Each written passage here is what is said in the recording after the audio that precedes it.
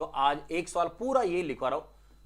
तो 4 लोग हैं, ए अनुपात बी अनुपात सी अनुपात डी, ये 4 लोग हैं। इनके अंदर कोई पैसा बांटा गया, इनको पैसा बांटा गया, वो बांटा गया 2 अनुपात 3 अनुपात 4 अनुपात 5, इस तरह से बांटा गया। ठीक है, ए अनुपात बी अनुपात सी अनुपात डी में ऐसे। अब है कि यहां पे लिख रहा हूं, एक एक चीज लिख रहा हूं, समझना। ठीक है, पहला सवाल लिख रहा हूं कि अगर ए व डी को कुल, तो ए और डी को कुल बोल रहा हूं। ठीक है, तो ए और डी को अगर कुल 2800 रुपए मिले, ए और डी को अगर 2800 रुपए मिले, तो अब बताओ कि बी को कितना पैसा मिला। जिनको अनुपात नहीं आता हो या समझ में नहीं आया हो या फिर कभी ऐसे ये पैसे कैसे बांटते नहीं पता हो, 1 मिनट का काम है, 1 मिनट देख लो। ठीक है, तो 1 मिनट सब अच्छे से ध्यान से देखना। अगर एबीसीडी 4 लोग हैं, उनको पैसा दिया गया है इस अनुपात में, और सवाल ये कह रहा है कि ए और डी को 2800 रुपए मिले हैं, तो बताओ बी को कितना पैसा मिला। तो कभी भी अनुपात से आगे जब भी सॉल्व करो, हमेशा ध्यान रखना, मैं आपको कोई फॉर्मूला लिखवा रहा हूं कि जो ज्ञात करना हो उस ज्ञात करने वाले को हमेशा ऊपर लिखना। तो जो ज्ञात करना हो उसको हमेशा अनुपात को ऊपर लिखोगे। उसके बाद अगर आपको टोटल दे रखा हो, वो पैसा या संख्या हमेशा साइड में लिखोगे। जो भी टोटल, चाहे पैसा हो, आयु हो, संख्या हो, सैलरी हो, कुछ भी हो, उसको टोटल लिखोगे। अगर ये जिसका योग है तो नीचे अनुपात का आप योग लिखोगे, अनुपातों का योग। तो अगर उधर योग दे रखा हो तो आप अनुपातों का योग लिखोगे ऐसे। ठीक है, अगर माना कि इसकी जगह ये नहीं देकर ये बोला हो कि ए को डी से 2800 रुपए कम मिले, ए को डी से 2800 रुपए कम मिले, ये कम होना, ज्यादा होना, अधिक होना, इस सब का मतलब क्या होता है, मैथ्स में डिफरेंस होता है। जैसे कि मैं मेरे भाई से 5 वर्ष छोटा हूं, मैं मेरे भाई से 5 वर्ष छोटा हूं, इसका मतलब क्या हुआ कि मेरे और मेरे भाई के बीच में 5 वर्ष का अंतर है। तो कभी भी जानना, मैथ्स में अंतर लिखकर आपको नहीं देगा, वो हमें ही समझना पड़ेगा। तो क्या शब्द आते हैं कि मेरा भाई मुझसे बड़ा है या फिर छोटा है, या फिर मेरे पास उससे पैसे कम है, या फिर उसके पास मेरे से पैसे ज्यादा है। ऐसे शब्द कभी भी आ जाए तो याद रख लेना, ये सारे शब्द किसको बताते हैं, अंतर को बताते हैं। और ये अंतर किस किस के बीच में है, अंतर होगा तो 2 लोगों के बीच में होगा, तो अंतर किस किस के बीच में है, उसकी वजह से आप यहां क्या लिखोगे, उन लोगों के बीच का अनुपातों का अंतर लिखोगे।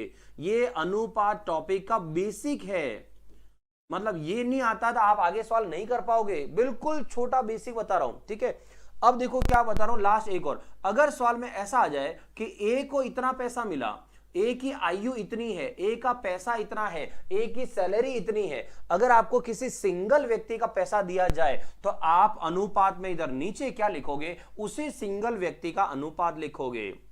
तो यहां पर आप लिखोगे ए का अनुपात, जिसका दिया है पैसा उसी का अनुपात इधर लिखोगे। अगर ये आपको अनुपात में नहीं आता है तो आप समझो कि हमें अनुपात में कुछ नहीं आता फिर, क्योंकि बिल्कुल बेसिक तो यही था। ये चीज आपको बिल्कुल क्लियर होनी चाहिए एकदम। ठीक है, तो यहां से जो ज्ञात करना हो अनुपात ऊपर लिखो, अगर पैसा टोटल पता है इधर लिखो, अंतर पता है इधर लिखो, किसी का भी पता पैसा इधर लिखो, इधर क्या दिया है वो आप नीचे लिखोगे। लेकिन ये सब चीजें किस में से आएगी, अनुपात से आएगी। आया समझ में?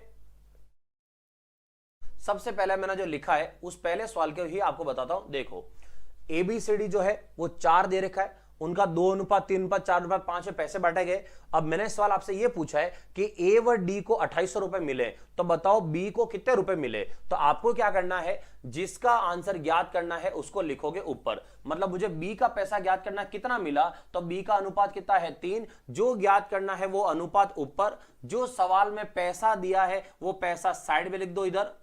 अब आते हैं नीचे क्या लिखना है। बहुत सारे स्टूडेंट एक रट्टा रटाया ज्ञान है जो क्या करते हैं, हमेशा जोड़ के नीचे परोस देते हैं। यहां पर ऐसे मत करना।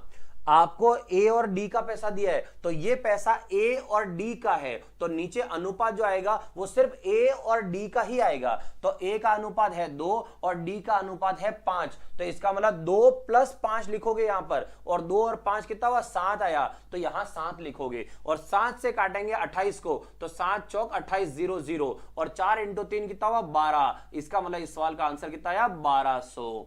आया समझ में? चलो अब इस सवाल का देखो। अब मैं आपको सेकंड सवाल पूछ रहा हूं, वो भी इधर लिखता हूं साइड में। तो सेकंड क्या सवाल है उसके लिए देखो। तो सेकंड सवाल ऐसा दे रहा हूं कि बी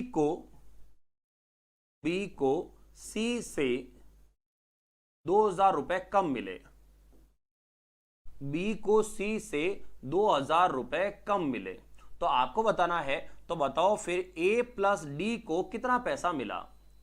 अब सवाल ये है, अब पहले से कोई लेना देना नहीं है। दूसरा सवाल क्या है, बी को सी से 2000 रुपए कम मिले हैं, तो बताओ ए और डी को मिलकर कितना पैसा मिला है। बहुत आसान तरीके से ट्राई कर रहा हूं कि आपको अच्छे से समझा सकूं, ठीक है। तो देखो मैं सेकंड आपको ट्राई कराता हूं, सेकंड का आंसर क्या है। जो ज्ञात करना है ऊपर लिखना है, तो हमें क्या ज्ञात करना है, ए प्लस डी। तो ना तो ए को अकेला निकालना ना डी को, जो पूछा है डायरेक्ट करो। ए प्लस डी, तो ए का है 2, डी का है 5, मतलब इस बार मुझे ज्ञात करना है 7, तो 7 ऊपर आ गया। जो पैसा दे रखा होगा उस पैसे को साइड में लिखो, तो पैसा कितना दे रखा, 2000। अच्छा कौन सा पैसा वो बाद में चेक करेंगे, बस एक बार आप लिखो कि पैसा दे रखा है, तो पैसा क्या दिया 2000, वो 2000 इधर साइड में लिख दो। अब आगे क्या करो, पढ़ो क्या लिखा है, बी को सी से 2000 रुपए कम मिले। यहां मैंने साफ लिखा हुआ सब, अगर कोई बड़ा होता है, छोटा होता है, कम पैसा है, ज्यादा पैसा है, इन सब का मतलब मैथ्स में क्या होता है, अंतर। तो इसका मतलब 2000 रुपए बी के पास जो पैसा और सी के पास जो पैसा है, उनके पैसे के बीच का अंतर है। तो इसका मतलब है ये बी और सी का अंतर है, तो नीचे क्या लिखोगे, बी और सी के अनुपात का अंतर लिखोगे। तो बी और सी के अनुपात में अंतर कितना हुआ, 1, तो नीचे 1 आएगा। और यहां पर 7 इंटू 2, 7 इंटू 2 का मतलब हो गया 14000, तो ये के लिख देता हूं ये कि 14000, ताकि फॉर्मूले का अंदर नहीं चला जाए इसलिए। आया समझ में क्या कह रहा हूं, जो दे रखा है उस पॉइंट पे जाना दोस्तों। ऐसा रट्टा रटाए ज्ञान मत रखना कि नीचे तो टोटल ही करते हैं, नहीं करते हैं, जो दिया है वो करना पड़ता है। चलो एक और देता हूं, तीसरा, इसी का ही तीसरा, तो इसी का तीसरा और देखो, ये सवाल है एबीसीडी बांट रखा है अनुपात। अगर मैं आपको ये बोलूं कि सी को जो है, यहां सी जो सी है उसको पैसा मिला है मान लो 3000 रुपए, तो सी को मिले हैं 3000 रुपए, तो आपको बताना है कि डी को बी से कितना कम मिला, डी को बी से कितना ज्यादा मिला। तो डी को बी से कितना ज्यादा मिला है हमें यह पता करना है, ठीक है। आराम से सवाल पढ़ो, आराम से करना, कहीं गलती नहीं होगी, हमेशा जानना कहीं गलती नहीं होगी। आप बस बेसिक चीजें समझना, मैं आपको पॉइंट टू पॉइंट सिखाने की कोशिश करूंगा, ठीक है। तो आप देखो क्या लिखा है, सी को 3000 रुपए मिले, डी को बी से कितना ज्यादा मिला, आपको ये पूछा है, तो आपको ना तो डी निकालना है ना बी निकालना है। क्या पूछा है, डी को बी से कितना ज्यादा मिला, आपको बस ये पता करना है। तो सीधे जाओ यहां पर अनुपात में, डी को मिला है 5 और बी को मिला है 3, तो कितना ज्यादा मिला है, तो यहां अनुपात चेक करो, कितना ज्यादा मिला 2। हमें सिर्फ ज्यादा पूछा है, ये नहीं पूछा डी को कितना मिला। अगर मुझे पूछते डी को कितना मिला है, तो मैं क्या करता, 5 लिखता, फिर मैं बी का निकालता, ये टाइम वेस्ट हो गया। तो मुझे अगर सिर्फ ज्यादा ही निकालना है तो ज्यादा ही निकालो ना, फिर तो 5 ये ना 3 ये, तो ज्यादा कितना हुआ 2, मतलब मुझे आंसर सिर्फ 2 का निकालना है। तो जो ज्ञात करना वो ऊपर आ गया। उसके बाद इधर साइड में आ गया, ये जो पैसा सवाल में दे रखा वो साइड में आ जाएगा। तो साइड में कितना आया, 3000। अब देखो नीचे क्या लिखेंगे, जो पैसा दिया है ये पैसा किसका था, सी का, तो इसका मतलब इधर नीचे जो अनुपात आएगा वो सिर्फ और सिर्फ सी का आएगा, सबका नहीं आएगा। तो सी का अनुपात कितना है, सी का अनुपात है 4, तो नीचे 4 आएगा।